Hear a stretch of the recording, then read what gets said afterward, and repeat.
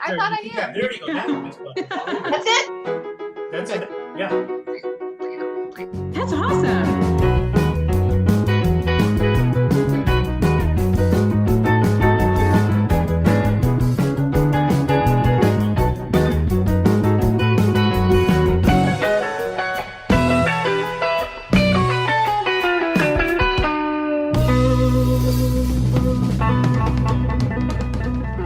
Hello and welcome to Repertory Company Theater's RCT360, one of my favorite days of the week for sure. I'm Deidre Sherm. I'm Laura Alley. And I'm Rachel Ratcliffe. And this, ladies, is episode number 48. I'm going to let everyone know that our theme for today is hot tickets. And it's not just because of these lovely ladies right here. We've got a lot going on. From shows, Spamalot, concerts, and summer camps. I mean, RCT is the place to be. Laura, what can you tell us about it? Ooh, I got a lot of stuff to share. One of our hot tickets is RCT School of Musical Theater. We have our schedule for the summer camps, and it's for ages 8 to 18. We, of course, have the CVC protocols going all summer. We'll be teaching, of course, acting, voice, dance, and performance skills in professional theater through the whole process of doing a complete and total show. In June, we have Once Upon a Mattress, the junior version. That's a 3-week camp for teenagers. And then we also have The Princess and the Pea, and it's a 1-week camp for our younger students ages 8 to 11. Then in July, we have The Little Mermaid Junior. We've been trying to do that one for a while. It's a teen camp for 3 weeks, and we have a special 1-week camp for our little kids to join for a show called Mermaids, where they get to do their mermaid performance, and that's for ages 8 to 11. And then in August, our end of summer camp is The Wizard of Oz for ages 10 to 18. And the schedule is actually designed to help with back to school. So if your child is interested, don't say, oh, but they're going back to school. Don't worry, we have all of those calendars and everything in place to make sure that they can join us if they'd like to. So come out and have fun with us this summer. We're gonna have a blast and a lot of good times on stage. It's a great bonding experience. We have a great time. So join us if you can. Miss Rachel. All right, well, speaking of hot tickets, do I have a hot ticket for you? In fact, I have 4 of them. The Eagles are coming to town in September. Who doesn't love the Eagles? Some people do, but I love the Eagles. And these are hot tickets, hard to get, expensive if you can get them. And RCT just happens to have 4 tickets that you can get. Now, not only is this the Eagles, our friend and Dallas resident Don Henley, but Vince Gill will also be joining the Eagles in this concert, along with an accompanying choir on some numbers, an accompanying orchestra on some numbers. This is going to be pretty darn epic. How can you get these tickets? Let me tell you, you can bid on them in RCT Theater's online auction, which is coming up on April 12th. So you will not want to miss that. That's going to help us raise much needed funds to keep our theater going. And a little bit more information. This is the American Airlines 20th anniversary, and the Eagles were actually the first band to play in the new arena. So check our website for the silent auction opening to win these tickets and more. I mean, that is a really hot ticket. Super hot things happening. Rachel, if you love them, what's your favorite song? Do you have one favorite?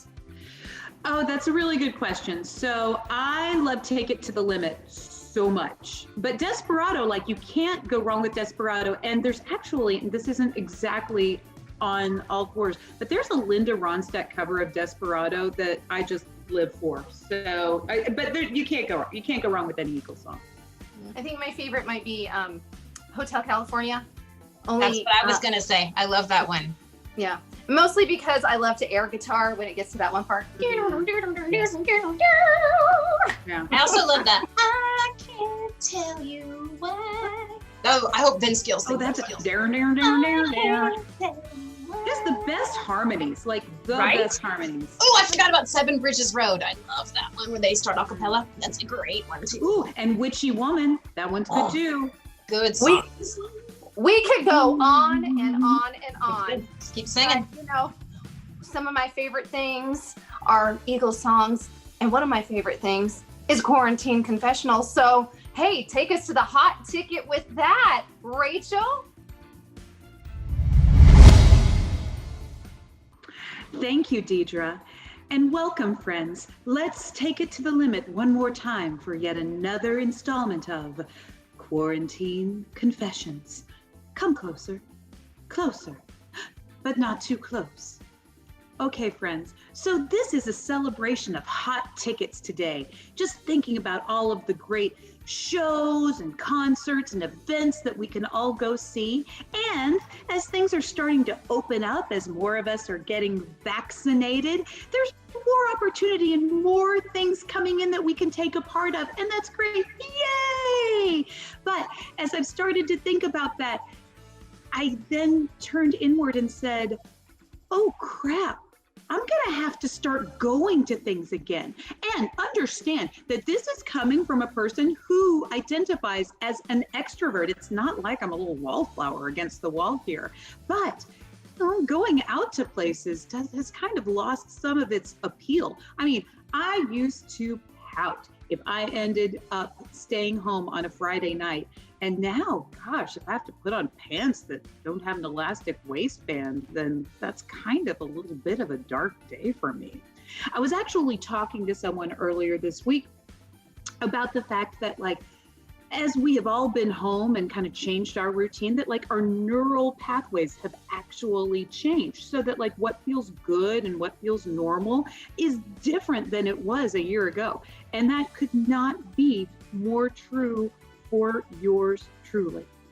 I mean, and that's not even counting the idea of like getting cute again, putting on pants with a zipper and doing makeup. It's just a lot to take in. Oh, and by the way, I've been saying that I've been living in joggers for the last year. I finally came to terms with the fact last week that they're just sweatpants. I've been wearing sweatpants for like 368 days now, but I digress, because I am gonna get out there and I'm gonna do better. So in another 6 months or so, I hope that I see you out in public, maybe even in the lobby of an RCT theater show. But if I'm still kind of hiding behind the ficus, just give me a little bit of grace. I'll get there. And that is my quarantine confession. Thank you so much, Rachel. And I can totally relate. I don't know how much I'm going to be able to put on, you know, those regular pants, but I did do that last night as I headed out to see Spamalot over at RCT. I got my ticket. Take a look at this.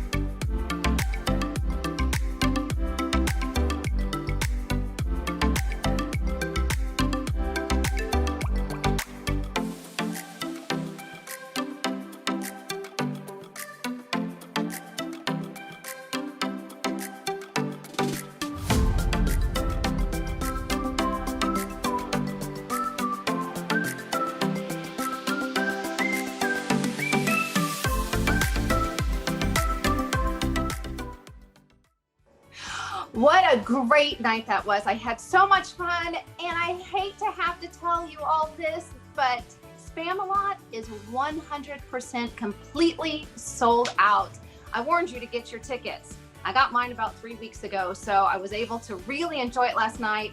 Laura, you're always amazing.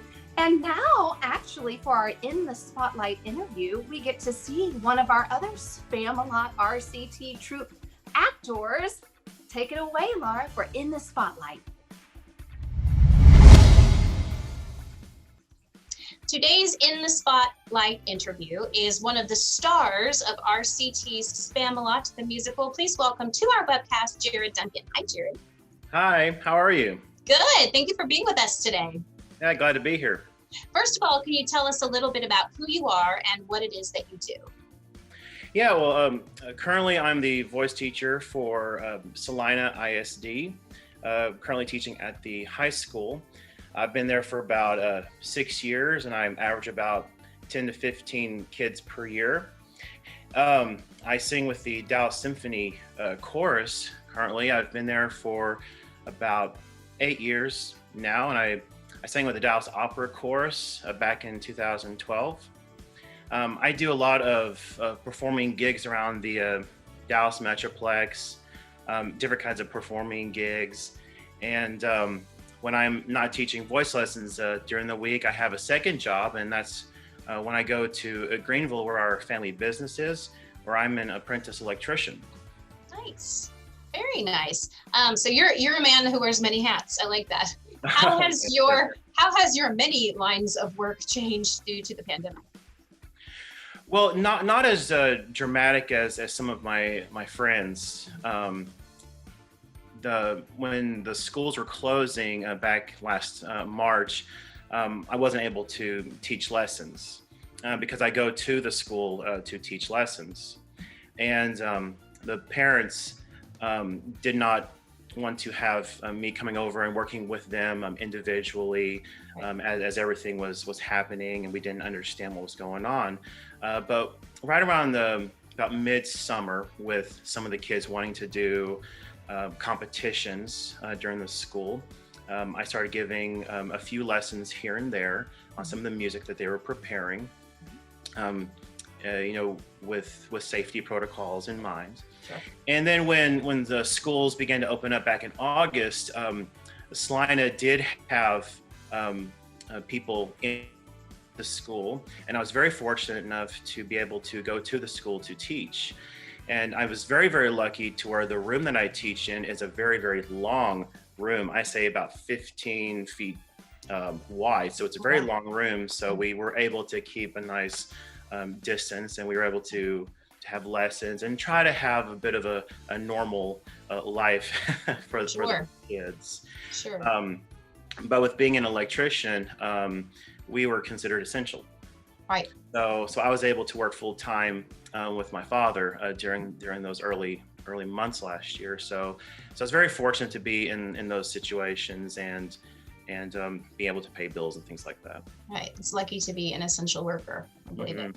So one of your other hats that you mentioned is that you are a performer, and you are currently playing the role of Patsy, a hilarious role, in Spamalot. How did you prepare for this role? Well, when RCT was going to be doing it in 2018, Michelle Laval asked me if I said, sure, that'd be a great role to play. And then with the national tour going through, RCT had to, not do the show. Mm-hmm. And they tried to resurrect it in 2020, and that didn't quite work out. So now 2.5 years later, we're here. So I've had the music memorized for Patsy for 2 years. And all I needed to see was the script. And when I got the script, I realized, yeah, Patsy doesn't really talk in this show. Not much. A lot. And so I've never had a character like that where I don't talk a whole lot. So as I read through the script to see where Patsy is through the story, I had to figure out how to be a physical actor. Mm-hmm. What do I do with my facial expressions? What do I do with my eyes and hand gestures? How do I walk and run, and how do I react to things as I follow King Arthur on this journey? Mm-hmm. And my process, an actor for any show, is very, very slow with character development. It takes me a while to figure out how am I going to bring this character to life.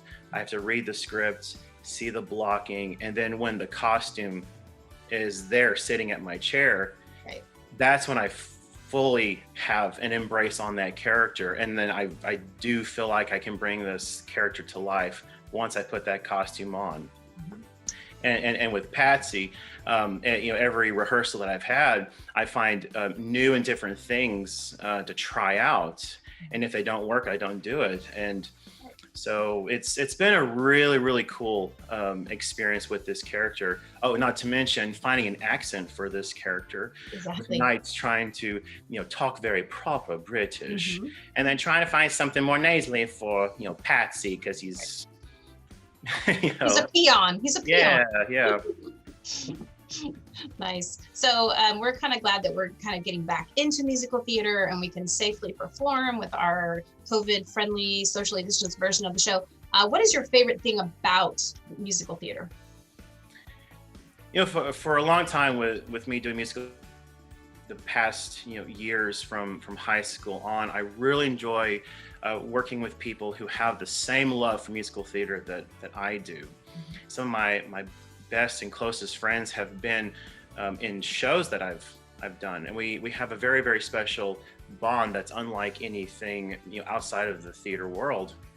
We're there to encourage each other, bring people up if their spirits are low. We joke around with each other, and I don't see that very much in the world, very much these days. But it's just trying to lift up everyone's spirits, not only in the cast, but when I'm out there on the stage, I try to do the same thing for the audience. As long as I can make some sort of an emotional connection with another human being in the audience, I've done my part, using my character to do that. And that really does fulfill me. It makes me happy if I'm able to do that, because an audience member might have had a really bad day and they come to the show, and if we're able to make them laugh, then we've done our job, right, with the story. And that's what I really love about musical theater, and that we have talents abroad in the cast, and we bring those talents in to make this show work. So it's a place to greet people and to have friends for lifetimes. Right. On a personal level, for me, I know it's nice to be back in a rehearsal and performance type situation, because then we're kind of in the same room with people, as opposed to seeing people on a computer screen. We are safe, socially distanced, but it's just nice to have some social interaction that's real. Right. It's been so long since we've had that. So you have played a lot of different roles through your theater career. What are some of your dream roles that maybe you have played or you have yet to play? I've really enjoyed, I played Alfred P. Doolittle. The very first role in a community theater that I ever played. I really enjoyed playing Sky Masterson, Rapunzel's Prince, and Into the Woods. Lord Farquaad was a fun role, especially when you're on your knees and you're trying to dance around and sing at the same time. Exactly. That was a big challenge. I really enjoyed that character. But some that I would like to play in the future, I would love to play Javert from Les Mis. And I've never been given the opportunity to try out more serious and more darker characters. Like a good one would be Sweeney Todd for me. Yes. People see me as a funny character or a nice guy, but I've never gotten the opportunity to show the newer the dark side. So that would be something fun for me to try out one day, hopefully. I agree. I love playing a villain. It's fun to play someone bad when you're such a good person all day long. So it's kind of fun to play something bad and evil, and it's a different energy. Well, Jared, thank you so much for spending some time with us today. And audiences, hopefully you have your tickets to see Spamalot. If not, you're probably out of luck, because I think it is sold out, but you could always call because we might have some cancellations. But Jared, thanks for being with us today, and I'll see you tonight at rehearsal. All right, take care. Thank you. Thank you so much, Jared, for joining us. I mean, really, if you ever get a chance to see him on stage, he is absolutely all in fantastic. We love you so much. Well, now it's time for that special moment in the show where Laura takes us behind the scenes to take a little look at what happens backstage at RCT. Take it away, Laura. Welcome to Behind the Scenes. We're going to give you a little look of things going on here at RCT. Right now, we're getting ready for summer, and summer means summer theater camps. So if you have had children stuck in the house and you want to get them out and want to keep them busy and keep them safe, you can send them to us. Our School of Musical Theater is a very important aspect of what we do. And each summer we dedicate our theater to the highest quality theater arts education. And this summer is not going to be an exception. As the director of education, I take pride in the quality of our camps. I believe in directing children as I would direct adults. I direct both student productions as well as main stage shows, and I treat the children with the same respect that I would treat an adult, which actually gives them great theater skills for when they move on to the college or high school level and they are ready for that kind of challenge. Students have performance of full-scale musicals. They learn the art of theater through performance, and we do shows from Beauty and the Beast to Lion King. We've got lots of stuff coming up this summer, and we would love to have them. We're enrolling now. Classes are limited in size, so early enrollment is strongly recommended. Full CDC protocols, we will keep them safe. So call the box office to enroll, and we will see you this summer. Deidre? Thank you so much, Laura. My own child did camp with you, and it was such a spectacular experience. For those of you who are watching, she explained it perfectly. She is kind, she is firm, she teaches, everything. It is a real show. This isn't some baby thing that happens, and it was such a joy to be able to watch that from a parent's perspective. Watching my kid grow and mature through his process there. So thank you for all that you do there. Well, thank you, Deidre. Now, I can't wait until Leo can do theater with you, Miss Laura. I pity you for the experience, but he will learn and grow. I love it. Well, I'll take it. Speaking of growing, how about we grow in our knowledge of our local patrons and businesses? Because here is our business of the week for this week. Now, normally they just let me talk about food, which is something that I'm very comfortable with, but something else I'm very comfortable with as well, massage. And our business of the week is Elements Massage of Richardson. They are located at Plano Road and Beltline. They are fantastic ladies. Their top priority has always been to deliver unparalleled experience of restoration and rejuvenation. And they have really taken it up a level as they're working incredibly hard to raise the bar on hygiene and sanitation and making everyone feel very, very safe. So please go and visit our friends at Elements Massage. You had me at massage. Right. I'm gonna head over there and take a look. It's been too long since I've had a massage. It's been too long. Too long for sure. Well, ladies, can you believe it? We are at the end of our hot ticket episode.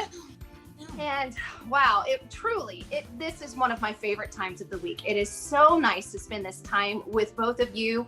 And thank you to all of you who are watching. We are so excited about things slowly opening back up and in the chance that we'll get to see you at the theater.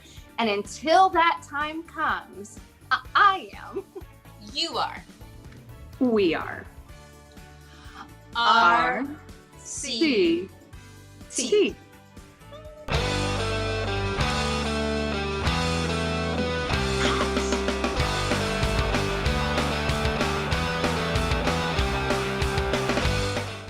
I was fist bumping before it was cool. Guys, I'm being her voice.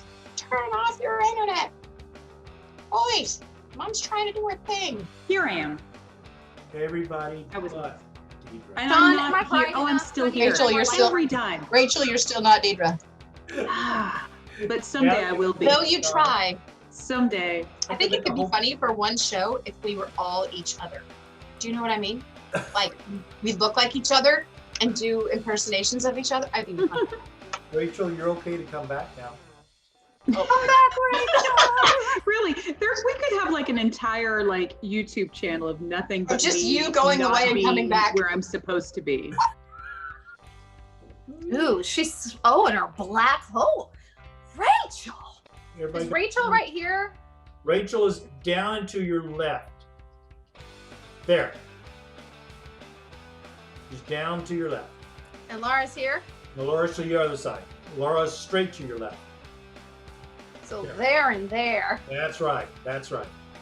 That might not work. I don't know. Hold on. Okay, so we're coming back out of the clip. Here we go. In 5, 4, 3. Just a second. Okay, countdown one more time.